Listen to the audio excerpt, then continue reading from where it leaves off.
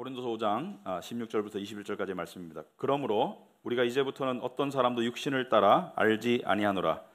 비록 우리가 그리스도도 육신을 따라 알았으나 이제부터는 그같이 알지 아니하노라. 그런즉 누구든지 그리스도 안에 있으면 새로운 피조물이라. 이전 것은 지나갔으니 보라 새 것이 되었도다. 모든 것이 하나님께로서 났으며 그가 그리스도로 말미암아 우리를 자기와 화목하게 하시고 또 우리에게 화목하게 하는 직분을 주셨으니 곧 하나님께서 그리스도 안에 계시사 세상을 자기와 화목하게 하시며 그들의 죄를 그들에게 돌리지 아니하시고 화목하게 하는 말씀을 우리에게 부탁하셨느니라. 그러므로 우리가 그리스도를 대신하여 사신이 되어 하나님이 우리를 통하여 너희를 권면하시는 것 같이 그리스도를 대신하여 간청하노니 너희는 하나님과 화목하라. 하나님이 죄를 알지도 못하신 이를 우리를 대신하여 죄로 삼으신 것은 우리로 하여금 그 안에서 하나님의 의가 되게 하려 하심이라. 아멘. 우리 앉으시기 바랍니다. 잠시 기도하도록 하겠습니다. 아버지 하나님, 오늘도 저희를 하나님의 전으로 불러주시고 또 가장 중요한 시간이 되었습니다. 저희는 하나님께서 주시기를 원하시는 그 깨달음과 그 은혜를 우리가 받기를 원합나이다. 이 시간 성령께서 우리의 마음을 주장하여 주시옵시고 우리에게 들을 수 있는 귀와 볼 수 있는 눈과 또 깨달을 수 있는 마음을 허락하여 주시옵소서. 이 시간 우리의 마음의 생각과 묵상이 하나님께 연락되기를 원합니다. 예수님의 이름으로 기도합나이다. 아멘. 아시는 분은 아시겠지만 저는 40살 가까이 되어서 미국에 신학 공부를 하러 가서 약 5년 정도 살았는데요. 제가 살았던 곳은 미국의 남부의 굉장히 시골이었습니다. 미국은 지금도 남쪽과 북쪽의 문화가 상당히 달라요. 왜냐하면 남북 전쟁이 있었고 그리고 남쪽의 고유한 문화, 북쪽의 문화가 상당히 다른데 남쪽은 건물도 많이 낡았고 오래됐고 그 다음에 그 문화가 상당히 한 몇십 년 늦게 가는 듯한 그런 곳이 남부입니다. 그래서 제가 살았던 곳은 이 딥 사우스 그래가지고 남부 중에서도 남부였어요. 상당히 전통적이고 그리고 남부의 두드러진 특징이 뭐냐면은 인종 간의 구별과 심지어 차별이 상당히 심합니다. 그래서 북쪽에서는 흑인과 백인이 많이 어울리고 심지어 결혼도 하고 예배도 같이 드리지만 남쪽에서는 그런 일이 거의 일어나지 않습니다. 여전히 흑인이 사는 동네는 따로 있고 백인이 사는 동네가 따로 있고 주일날 교회에 가보면 흑백이 너무나 뚜렷하게 갈리기 때문에 백인이 다니는 교회는 흑인이 거의 오질 않고 흑인들이 다니는 교회는 백인이 거의 오질 않습니다. 그런데 제가 인턴으로 있었고 또 선교 담당 목사로 섬겼던 교회가 백인 교회였어요. 약 수백 명이 모이는 백인 교회였는데 이 교회가 굉장히 아주 특이한 결정을 합니다. 뭐냐면은 흑인 목사님을 청빙했어요. 그래서 이 매스컴에도 나오고 굉장히 남쪽에서는 북쪽에서는 있을 수 있는 일이지만 남쪽에서는 아주 센세이셔널한 그런 일이었습니다. 흑인 목사님이 왔어요. 상당히 똑똑하고 인텔리였습니다. 스마트하고 굉장히 다이내믹하고 그 다음에 이 지적 능력이 상당히 뛰어났어요. 아주 똑똑했어요. 그리고 심지어 이 전화로 대화를 하면 백인 같았어요. 흑인의 액센트가 없었어요. 아주 이 백인 같은 흑인이었습니다. 근데 이 흑인들은요, 흑인들의 특징 중에 하나가 흑인들은 우리는 교육을 상당히 중요시하죠. 교육이 성공의 이 지름길이니까. 근데 흑인들은 교육을 중시하지 않아요. 교육을 많이 받고 또 이렇게 성적이 좋고 또 이렇게 잘 나가는 사람을 향해서 흑인들은 이렇게 왕따시킵니다. 저 사람은 백인처럼 살려고 한다. 그러니까 우리 흑인은 저렇게 살지 않는다는 거예요. 그래서 이 목사님은 흑인이기 때문에 백인에게도 끼일 수 없고 또 흑인들에게도 왕따를 당하는, 소위 말해서 굉장히 소외된 삶을 살았습니다. 근데 이 교회에 와가지고 한 번은 설교 시간에 이분이 울었어요. 이 똑똑한 사람들 잘 안 울거든요. 근데 울었고 우리 교인들도 같이 울었어요. 백인들도. 이분이 설교 시간에 한 말이 자기가 자라면서 너무나 백인이 되고 싶었다. 그래서 꿈에 자기 피부 색깔이 하얗게 변하는 꿈을 몇 번 꾸었답니다. 그 이야기를 하면서 이렇게 우는데 그 눈물에 담긴 진솔함, 또 생생함, 심지어 가슴 저림을 느끼고 우리도 함께 운 적이 있어요. 물론 저는 안 울었어요. 왜냐하면 눈물이 없기 때문에.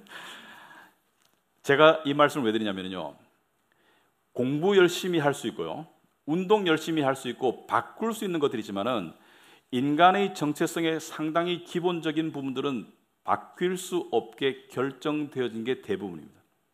여러분의 인종, 여러분의 이 성별, 여러분의 부모, 여러분의 태어난 시대, 여러분이 선택하지도 않았고 노력하지도 않았고 누군가에 의해서 무엇에 의해서 바뀔 수 없을 정도로 결정되어진 것이 대부분입니다. 그런데 제가 왜 이런 말씀을 드리냐면은 여러분, 기독교를 생각할 때 기독교가 다른 종교가 다른 이유가 이것입니다. 기독교는요, 우리의 존재의 실체와 우리의 운명, 우리의 모든 운명이 나의 노력이나 선택이 아니라 다른 누군가에 의해서 결정되었다. 이게 기독교입니다. 종교는 내 노력과 내 선택과 내 열심에 따라서 마지막에 결정될 것이다 하지만 기독교는 이미 결정되어졌다가 기독교입니다. 마치 우리의 정체성에, 세상의 정체성에 상당 부분이 이미 결정되어졌듯이, 여러분의 부모, 여러분의 태어난 시대, 여러분의 성별, 여러분의 인종이 이미 결정되어졌듯이 기독교의 진리는 우리의 실체와 우리의 중요한 운명과 미래가 이미 결정되어졌다는 것을 이야기합니다. 여러분, 예수 믿는 여러분, 이 말에 정말로 동의하시는지요? 여러분이 이 말의 의미를 진짜 알고 진짜 동의하고 진짜 믿는다면 여러분의 삶은 획기적으로 달라질 거예요. 우리는 이 말을 믿어요. 하지만 동시에 이 말을 믿지를 못합니다. 여전히 우리는 내 노력에, 내 학위에, 나의 운명의 상당 부분이 달려있다고 생각하고 살아오고 있어요. 왜냐하면 육신의 존재이기 때문에. 하지만 우리 운명의 가장 중요한 모든 것은 이미 결정되어져 있어요. 누구에 의해서? 나의 노력이 아니라, 나의 결정이 아니라 바로 예수 그리스도에 의해서 결정되어져 있다가 이게 기독교입니다. 예수님의 하신 일에 의해서 우리의 모든 운명과 존재의 실체가 결정되어져 버렸다. 이게 기독교예요. 그렇다면 여러분이 여러분의 존재의 실체를 알기 위해서, 여러분의 운명을 알기 위해서 그토록 여러분이 여러분 자신에게만 포커스를 맞추고 있으면 그것은 시간 낭비에 불과합니다. 여러분이 여러분의 존재의 실체와 여러분 자신의 운명을 제대로 파악하려면 누구를 알아야 되겠습니까? 바로 여러분의 운명과 여러분의 실체의 결정권자가 되는 예수 그리스도를 알아야 돼요. 그래서 오늘 본문은 거기에 관한 내용입니다. 오늘 16절에 그러므로 우리가 이제부터는 어떤 사람도 육신을 따라 알지 아니하노라. 비록 우리가 그리스도도 육신을 따라 알았으나 이제부터는 그같이 알지 아니하노라. 이렇게 긴 말인데 이 중간을 잘라서 후반부를 보면 비록 우리가 그리스도도 육신을 따라 알았으나 이제부터는 그같이 알지 아니하노라. 여기서 말하는 우리는 누구를 말하는 거예요? 여기서 말하는 우리는 지금 우리를 말하는 것이 아니라 여기서 말하는 우리는 고린도 교회 교인과 바울을 말합니다. 바울의 동역자들을 말해요. 이들 중에 상당수는 그리스도를 보았어요. 그리스도를 친견했고 그리스도의 기적도 보았고 그리스도의 십자가의 죽음도 보았거나 들었고 아무튼 그리스도와 동시대의 삶을 살았던 사람들이에요. 그리스도의 부활의 이야기도 보았던 사람들이 있었을 거예요. 근데 이전에는 그리스도를 육신을 따라 알았다는 것은 지금은 그같이 알지 아니한다는 것은 이전에 육신을 따라서 알았던 그리스도는 왜곡되었고 제한적이었고 삐뚤어진 깨달음이었다면 이제는 그리스도를 그렇게 알지 않는다. 이제는 우리가 올바른 깨달음을 가지고 있다는 것을 이야기하고 있습니다. 무슨 말이냐면 예수님께서 공생애를 시작하셨을 때 3년간의 공생애를 시작하셨을 때 예수님 주위에 많은 사람들, 제자들뿐만 아니라 예수님을 싫어했고 증오했던 바리새인이나 제사장들이 모두 공통적으로 가졌던 의문은 이것입니다. 이분이 누구신가? 예수가 누구인가에 대한 이 의문을 항상 가지고 있었어요. 예수는 육신에 따르면 나사렛에서 자랐습니다. 목수의 아들로 태어났어요. 그러니까 목수의 아들로 태어난 나사렛에서 자란 교육을 받지 못한 이 예수 그리스도. 그런데 예수를 단지 평범한 사람으로 보기는 불가능했어요. 왜냐하면 예수의 가르침이 비범했습니다. 일반적인 가르침은 그냥 말씀을 주고 이 율법을 따라 살아라 정도였는데 예수님의 가르침은 그렇게 산다고 천국 가는 것이 아니다. 그러니까 이때까지 들었던 모든 가르침을 완전히 깡그리 부숴버리는 듯한 예수님의 가르침은 사람들이 들었을 때 전혀 인간의 머리를 생각할 수 없었던 인간의 직관과는 완전히 반대되는 그러한 가르침이었어요. 그러니까 예수님의 가르침뿐만이 아니라 이 시각적으로 봤을 때 예수님이 소경을 눈뜨게 하고요, 심지어 죽은 사람을 살리고, 제자들이 봤을 때는 예수님이 물 위를 걸어왔어요. 그러니까 예수가 누구인지에 대한 의문이 상당히 많았어요. 심지어 바리새인들과 제사장들도 사람들을 보내가지고 예수에게 네가 누구냐 도대체, 네가 선지자냐, 네가 메시아냐. 그래서 예수라는 인물에 대한 궁금증이 상당히 많았던 이유는 예수가 일반 사람으로 간주하기에는 도저히 곤란한 어떤 특징들을 가지고 있었기 때문이죠. 그의 지혜와 그의 어투와 그의 행동과 그의 기적. 그런데 이 당시에 예수와 함께했던 동시대에 살았던 사람들 중에 예수의 진정한 신분을, 예수의 진정한 정체를 가장 꿰뚫어 봤던 사람이 바로 세례 요한이었습니다. 세례 요한은 하나님께로부터 보냄을 받아서 예수의 길을, 메시아의 길을 예비하라고 보냄을 받았기 때문에 세례 요한은 성령에 의해서 예수님을 가장 처음 봤을 때 예수님을 보고 이렇게 말했습니다. 보라, 세상 죄를 지고 가는 하나님의 어린 양이로다. 그러니까 세례 요한은 예수가 메시아라는 것을, 하나님의 아들이라는 것을 알고 있었어요. 그럼에도 불구하고 세례 요한은 감옥에 가게 됩니다. 헤로드 왕에게 잡혀서 감옥에 가게 되었을 때 죽음을 직감했어요.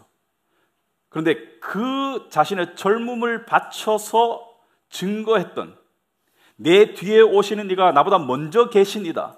그러니까 예수의 영원한 존재를 이야기하면서 그분의 신발끈 풀게 나는 부족하다라고 예수를 높였던 세례 요한, 성령이 비둘기같이 임해서 하나님의 아들인 것을 확인했던 세례 요한이지만 그 죽음 앞에서는 의심을 떨쳐버릴 수가 없었어요. 그래서 제자 2명을 보냅니다. 그 제자들에게 이렇게 물으라고 시켜요. 당신이 오신다고 했던 그분이 맞습니까? 아니면 다른 분을 기다릴까요? 이게 무슨 뜬금 잡는 얘기입니까? 이때까지 예수가 메시아라는 것을 확신했기 때문에 죽음을 불사하고 예수를 전했던 사람이, 세례 요한이, 선지자가 예수에게 사람을 보내서 당신이 오신다고 하신 그 메시아가 맞느냐고 확인하는 이유는 인간은 본능적으로 의심을 가지고 있기 때문이죠. 의심은 인간의 본능입니다. 의심은 심지어 죄가 아니라고 할 수도 있어요. 왜냐하면 의심 가운데 머무는 것은 미련이지만 의심 자체는 죄가 아닌 게, 의심은 식욕과 같은 인간의 본능이에요. 그래서 여러분이 연애를 해보시면요, 특히 여자분들이 확인하고 싶어 하는 게 있어요. 자기 나 사랑해? 그럼 사랑한다고 해야지 연애 계속되잖아요. 사랑하니까 만날 것이고, 사랑한다고 말했는데 며칠 지나면 또 확인해. 나 사랑해? 그때 대답을 이렇게 하면 미련한 거죠. 며칠 전에 말했잖아. 그렇게 말하면 안 되죠, 그죠? 카톡에 증거 남겨져 있잖아요, 그죠? 남겨져 있음에도 불구하고 마치 다시 새롭게 말하는 것처럼 자기 사랑해 이렇게 말해야 되는 것이고, 왜? 의심한다는 것이죠.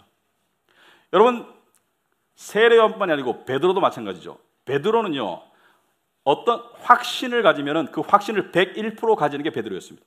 그러니까 내가 확신을 가지면은 그 확신을 100% 이상 가지는 게 베드로의 특징이었다면은, 베드로가 예수님의 제자였을 때 기적을 보았어요. 그래서 예수님께서 마태복음의 16장에 보시면은 제자들에게 묻습니다. 너희는 사람들이 나를 뭐라고 하든 선지자라고 합디다. 너희는 나를 뭐라고 생각하느냐? 베드로가 뭐라 했습니까? 주는 그리스도요, 살아계신 하나님의 아들이로소이다. 주는 그리스도 메시아이고 구약에 약속된 구원자 메시아가 맞고 살아계신 하나님의 아들이라고 고백했어요. 맞습니까? 안 맞습니까? 맞죠. 가장 확신에 찬 대답을 했었어요. 그럼에도 불구하고 베드로는 며칠 지나지 않아서 예수를 부인합니다. 3번씩이나.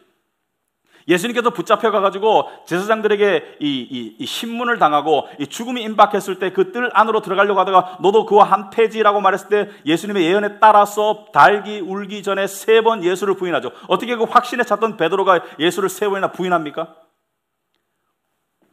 인간이 스스로 가진 확신은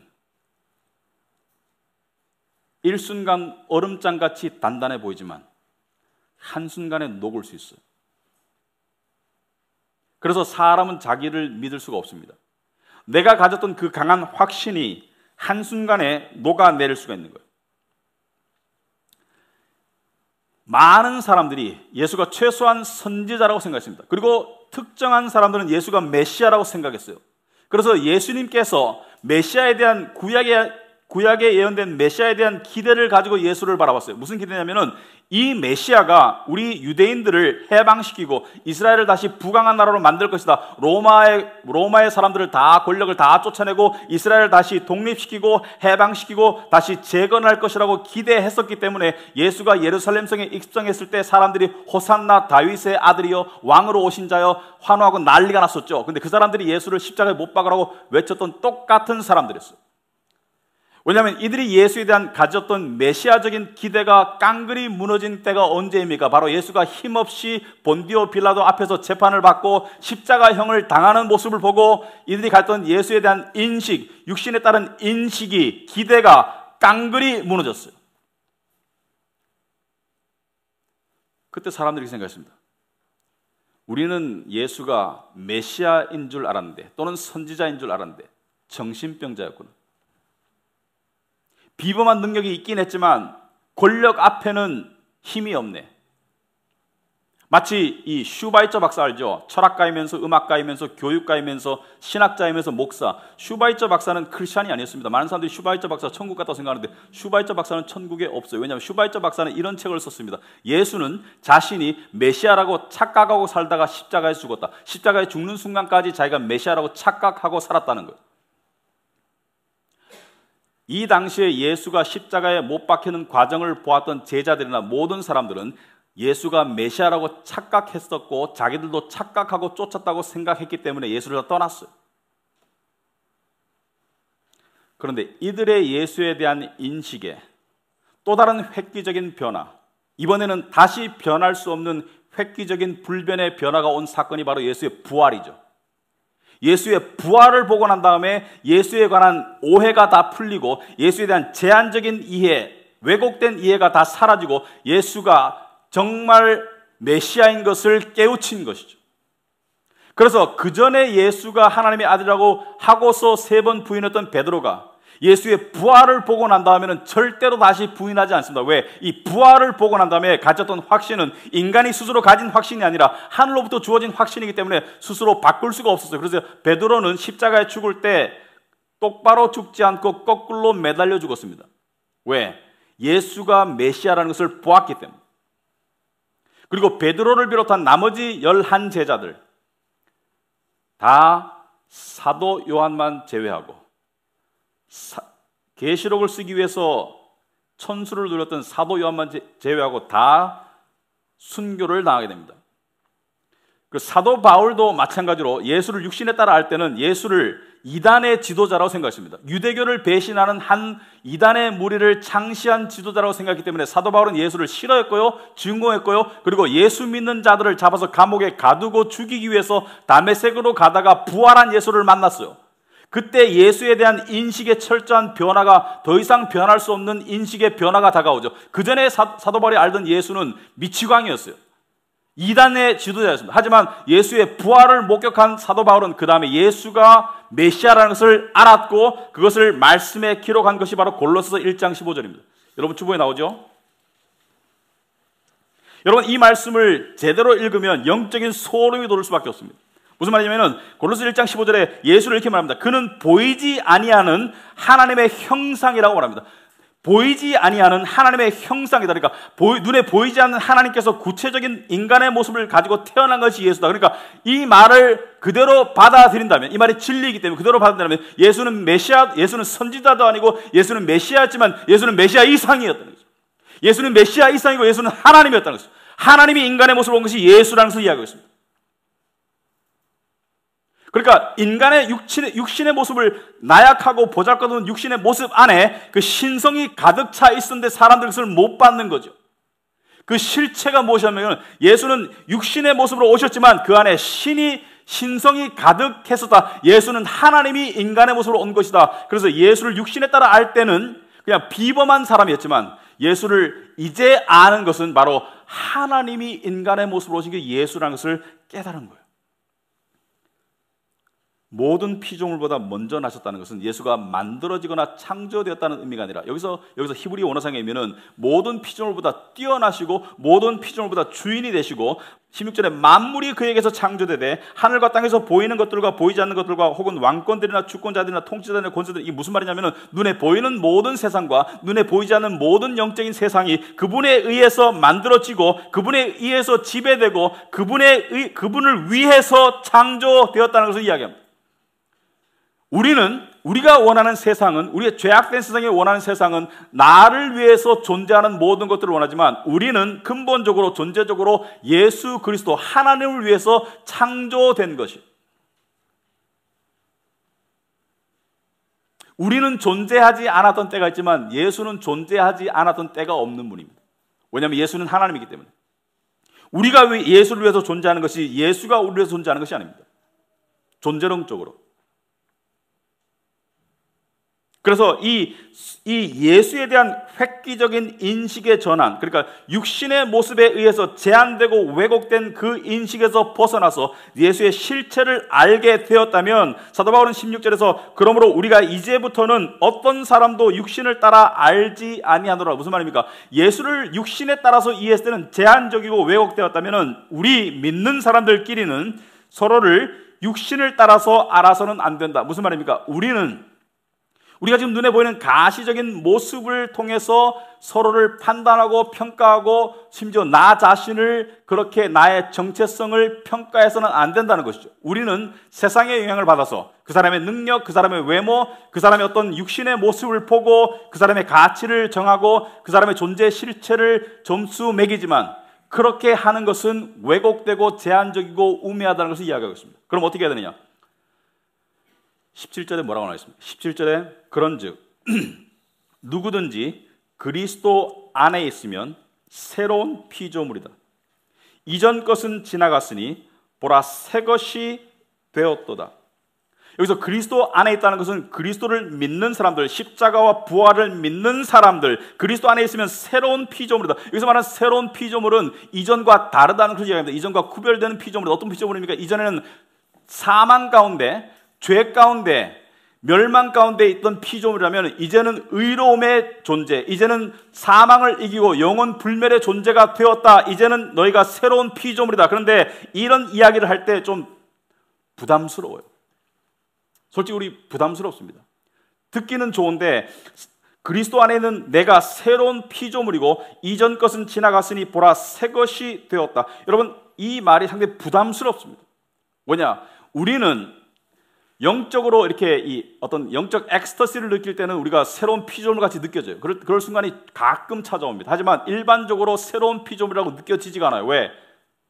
우리 안에는 여전히 부족하고 망가진 죄의 모습이 있기 때문에. 새로운 이전 것이 지나갔다고 느껴지지가 않습니다. 왜? 여전히 이전 것 속에 살고 있는 것 같아요. 심지어 이것 때문에 자기의 구원을 의심할 수도 있어요. 왜? 나는 새로운 피조물 같이 느껴지지가 않아. 당연합니다. 왜 그러냐? 우리의 체험은 여전히 죄와 망가짐의 체험들이 있어요. 여전히 우리는 아픕니다. 여전히 우리는 죄를 짓고요. 여전히 우리는 늙어가고요. 여전히 우리는 병들어가고요. 여전히 우리는 죽습니다. 그런데 여기서 말하는 그리스도 안에는 새로운 피조물이라는 것을 우리가 이해하기 위해서는 이것을 알아야 합니다. 어떤 존재의 신분과 체험은 상당히 다를 수 있습니다. 다시 말하겠습니다. 어떤 존재의 신분과 체험은 일치하지 않을 때가 있습니다. 예를 들어서 내가 재벌이에요. 근데 밖에 외출했는데 지갑을 안 가지고 나왔어. 돈도 없고 크레딧 카드도 없어요. 하루 종일 쫄쫄 굶었어. 저는 거지 같은 체험을 하게 되겠죠. 왜? 돈이 없어서 굶었으니까. 근데 사람이 나의 그 체험만을 바라본다면 이 사람 거지 같은 사람이구나. 돈도 없어서 쫄쫄 굶는구나. 그러나 나를 정말로 아는 사람은 저 사람 거지 아니야. 저 사람 재벌이야. 순간적이고 일시적인 체험이 그 사람의 지속적인 신분을 능가하지 못하는 것이죠. 그 사람의 신분의 중요도가 그 사람의 하루의 체험을 능가하는 것이죠. 그렇기 때문에 그 사람은 거지가 아니고 그 사람은 여전히 재벌이죠. 근데 성경은 우리의 신분에 대해서 뭐라고 말하느냐? 에베소서 1장 3절에 보시면 이렇게 말하고 있습니다. 우리는 어떠한 존재인가? 찬송하리로다. 하나님 곧 우리 주 예수 그리스도의 아버지께서 그리스도 안에서 하늘에 속한 모든 신령한 복을 우리에게 주시되, 여기서 만약에 주시되는 과거를 이미 일어났다는 것을 말합니다. 모든 신령한 복을 그리스도 안에서 우리에게 주셨다는 것을 말해요. 곧 창세전에 그리스도 안에서 우리를 택하사 우리를 사랑 안에서 그 앞에 거룩하고 흠이 없게 하시려고 그 기쁘신 뜻대로 우리를 예정하사 예수 그리스도로 말미암아 자기의 아들들이 되게 하셨으니, 여러분 단도직입적으로 말하면 하나님, 거룩하신 하나님 앞에는 흠 있는 아들이 있을 수가 없어요. 그래서 예수 그리스도 안에서 우리를 흠없고 거룩하셨다는 것은 쉽게 말하면 완벽하신 하나님이, 우리가 우리를 바라봤을 때 흠잡을 구석이 많죠. 부족한 구석이 많지만은 완벽하신 하나님이 우리를 바라볼 때는 흠잡을 구석도 나무랄 구석도 없다는 것을 이야기합니다. 이게 어떻게 가능한가?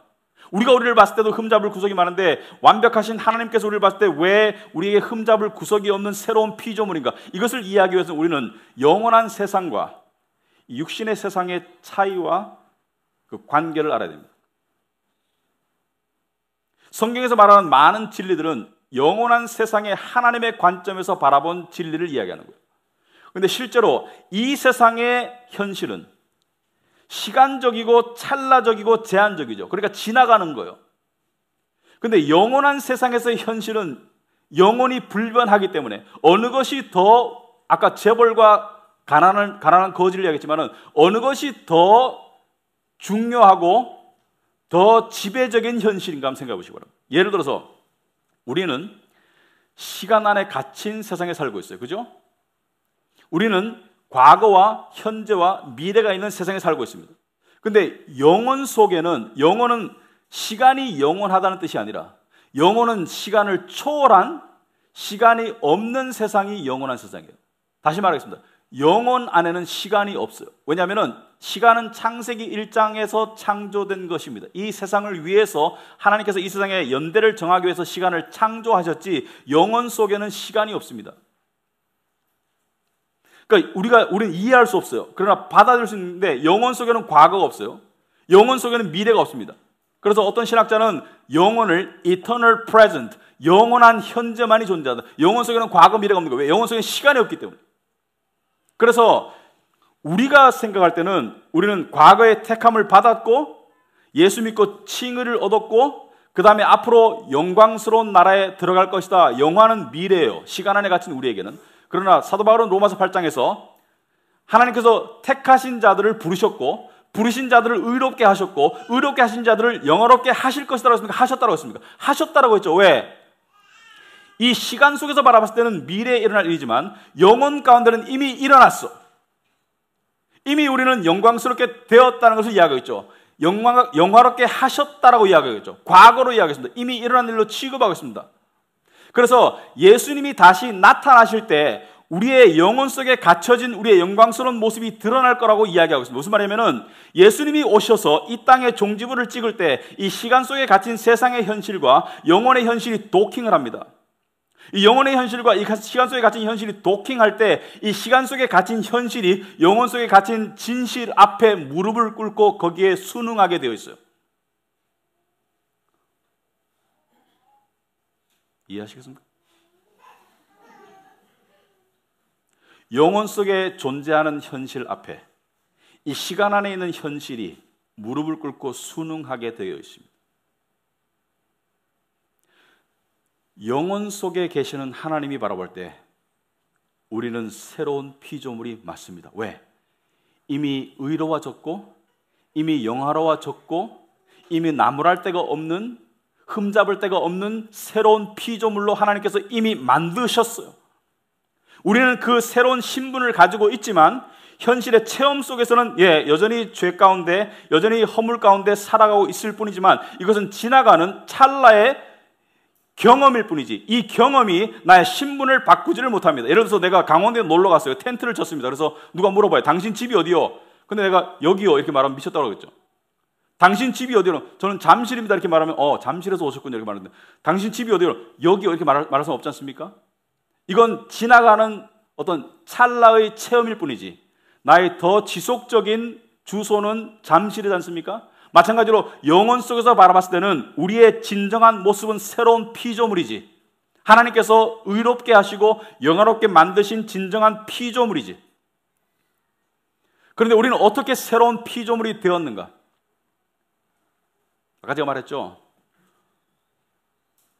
모든 중요한 것은 나의 노력이나 나의 선택이 아니라 예수 그리스도에 의해서 결정되어졌다라고 말했습니다. 아테나시우스가 4세기 신학자이죠. 니케아 종교회의에서 기독교의 정통 교리를 옹호했던 아테나시우스가 쓴 책이 있습니다.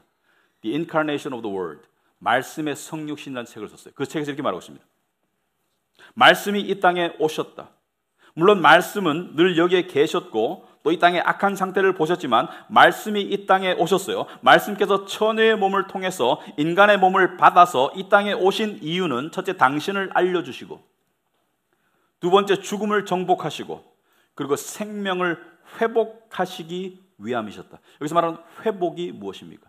죄로 인해서 망가진 상태에서 죄 이전의 에덴 동산의 상태로 회복하신다. 이 회복이 일어났다는 것을 이야기합니다. 그리스도 안에서 이미 일어났다. 왜? 영혼 속에서 이미 일어났어요. 그래서 아테나시아는 이렇게 말했습니다. 아테나시아가 말하기를 그분이 He became what we are. 그분이 우리처럼 되신 이유는 We might become what He is. 우리가 그분처럼 되도록 하시기 위해서. 여러분의 노력이나 여러분의 선택이 아니라 그분의 결정에 의해서.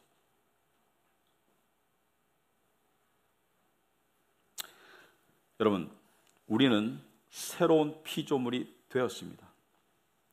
새로운 피조물의 모든 속성이 우리 안에 있어요. 그래서 서로를 새로운 피조물로 바라봐야 되고 자기 자신을 새로운 피조물로 바라볼 줄 알아야 됩니다. 이게 성화의 본질입니다. 성화는요, 내가 현재 상태에서 더 나은 상태가 되는 게 성화가 아닙니다. 많은 사람들이 생각하더라고요. 성화는요, 나의 본질의 모습을 찾아가는 게 성화예요. 이미 하나님께서 만들어주신 나의 본질의 모습을 찾아가는 게 성화입니다. 예를 들어서 여러분 다이아몬드 원석 봤습니까?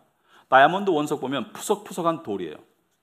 그러니까 이렇게 던져버릴 거예요. 아마. 일반 사람들은 던져버립니다. 왜? 푸석푸석한 못생긴 돌입니다. 그 안에 이게 단단한 흙 또는 석탄 같은 것들이 뒤섞여 있는 이 푸석푸석한 돌이에요.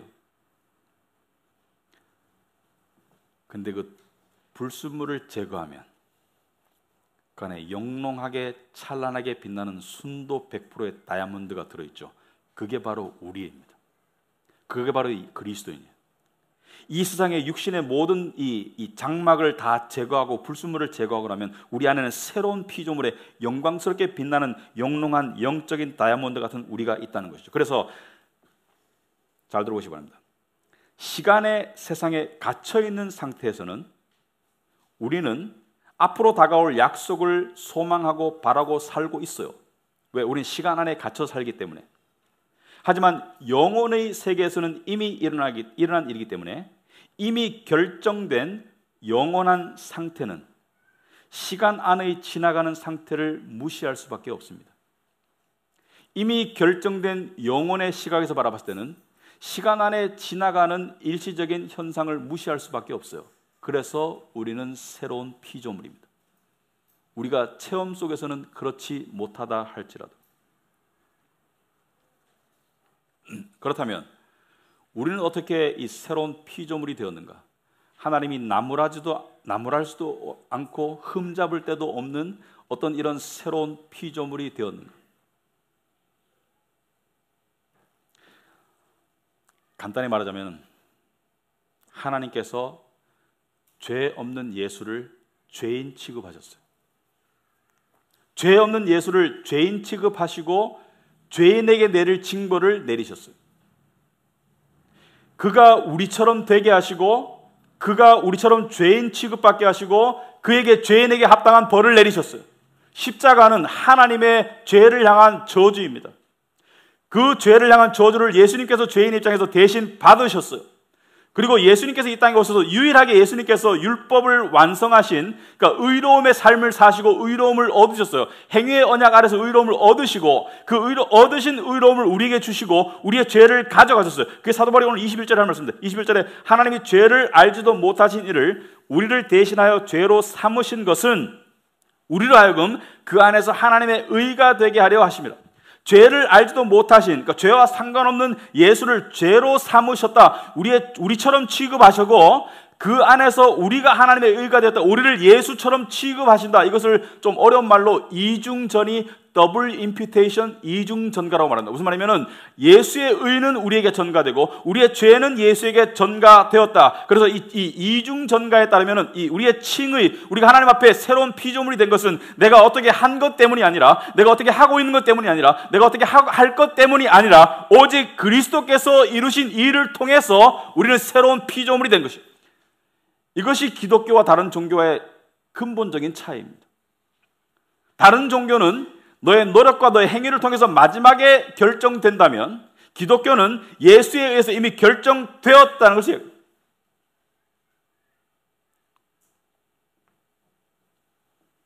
여러분이 교회에 오죠. 하나님을 봉사하고 선한 일을 할 수 있습니다. 집에서도 이 착한 가족이 되려고 노력할 수 있습니다. 왜? 새로운 피조물이 되었기 때문에. 새로운 피조물이 되려고 하는 것이 아니라 새로운 피조물이 되었기 때문에. 새로운 피조물이 되었기 때문에 살아가는 거예요. 여러분 하나님을 생각할 때 이런 사람이 있습니다. 하나님을 생각할 때 이런 모습이 떠오른다고요. 무표정하고 무뚝뚝한 어떤 어른의 얼굴, 좀 화난 것 같은 얼굴. 왜? 나를 못마땅하게 바라보시는 하나님. 왜? 우리가 부족하니까. 여러분 자기 자신을 가장 잘 아는 게 자기 자신이잖아요. 자기 자신을 잘 아는 입장에서 하나님 입장에서 나를 바라보니까 못마땅하게 보일 수 있겠죠. 그런데 오늘 말씀 18절 보시면은 모든 것이 하나님께서 났으며 그가 그리스도로 말미암아 우리를 자기와 화목하게 하시고 또 우리에게 화목하게 하는 직분을 주셨다. 여기서 말하는 화목은 무엇을 말합니까? 화목은요, 서로 반감이나 서먹함이나 거리감이나 증오감이 없는 상태예요. 화목은 무엇을 말합니까? 서로 애정이 있고 서로 친밀하고 서로 받아주는 관계를 화목이라고 합니다. 그런데 하나님께서 여러분에게 화 안 났어요. 하나님 여러분에게 화 안 났어요. 왜? 화목은 혼자 하는 게 아니죠. 하나님께서 우리를 자기와 화목하게 하신다는 것은 당신이 우리와 이미 화목하다는 것을 이야기하는 것입니다. 하나님은 여러분에게 화 안 났어요. 하나님은 여러분을 사랑하세요. 그리스도 안에서. 하나님은 여러분을 거룩하고 흠없는 존재로 대하세요.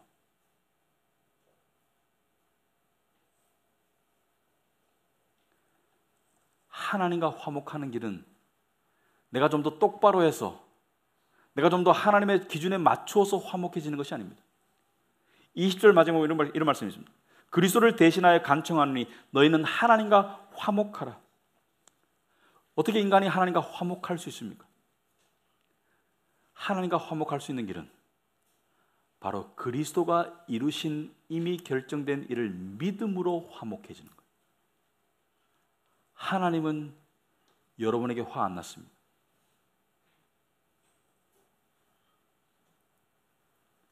따라서 우리가 하는 모든 행위들은 화목하게 된 것의 결과이지 화목하려는 노력이 되어서는 안 됩니다. 복음은 굿 뉴스이지 굿 룰스가 아니에요. 좋은 소식이지 좋은 규칙이 아닙니다. 소식은 이미 일어난 것을 말하는 거예요. 여러분에 의해서가 아니라 예수님에 의해서. 여러분이 예수를 믿고 하나님의 자녀가 되었다면 이런 멍청한 짓을 하지 말기 바랍니다. 제가 김치를 먹고 애국가를 막 불러요. 저거 묻습니다. 왜 당신은 김치 먹고 애국가 부르냐? 아, 한국 사람이 되려고. 저거 비슷하다고 거예요. 아니, 한국 사람 아니냐고. 한국 사람이 왜 한국 사람 되려고 노력하냐고. 저는 한국 사람이기 때문에 김치를 먹고 애국가를 불러요. 여러분이 예배를 드리고 하나님을 섬기는 것은 새로운 피조물이 되었기 때문이지 화목하여졌기 때문이지 화목하려고 하는 게 아닙니다. 우리의 느낌이나 우리의 생각, 나를 바라보는 인식은 하루에 12번도 더 변해요. 어떤 때는 착한 사람 같다, 어떤 때는 되게 나쁜 놈 같았다가, 어떤 때는 좋은 아빠 같았다, 어떤 때는 나쁜 아빠 같아요. 우리의 느낌은 하루에도 12번도 더 변할 수 있습니다. 그런데 나를 향한, 여러분을 향한 사람의 느낌이나 생각이 중요합니까? 아니면 하나님의 시각이 중요합니까? 내가 나를 바라봤을 때는 정말 불순물 같지만 하나님이 새로운 피조물이래요. 믿읍시다. 여러분에 의해서가 아니라 예수 그리스도에 의해서 새로운 피조물이 되었습니다. 그런즉 누구든지 그리스도 안에 있으면 새로운 피조물이라. 이전 것은 지나갔으니 보라 새 것이 되었도다. 자기의 신분을 바라보는 사람은 체험이 신분을 따라갈 겁니다. 그러나 여러분의 체험이 여러분의 신분을 절대로 바꾸지 못해요. 여러분의 신분이 여러분의 체험을 바꿔 나가는 것이지. 그게 기독교입니다. 기도하겠습니다.